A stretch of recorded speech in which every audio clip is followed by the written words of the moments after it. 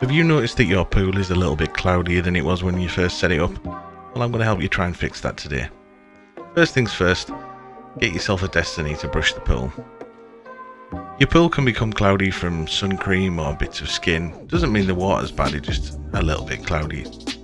First things first, we're going to do a pH and chlorine test just to make sure the levels are alright.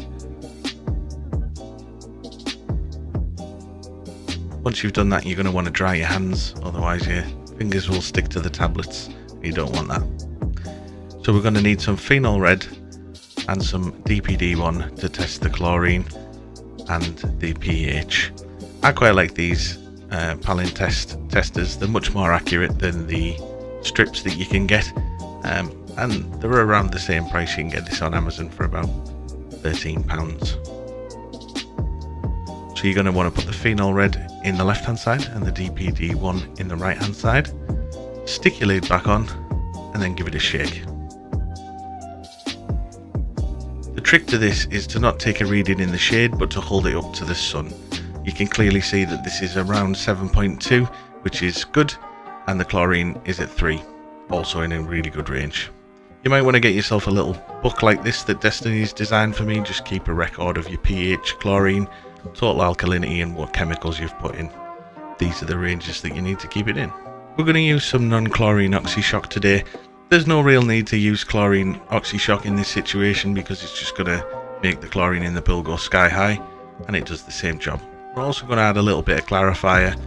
You do this with an initial dose, which is larger, and then a weekly top-up dose. You can see the amounts on the back there.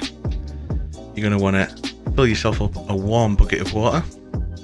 Make sure it's not hot, and we're going to measure ourselves out some of that non-chlorine OxyShock.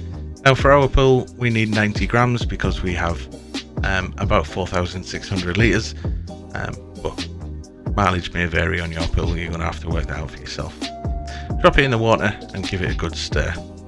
Pour some near the inlet for the filter and then just go around the pool and distribute it evenly.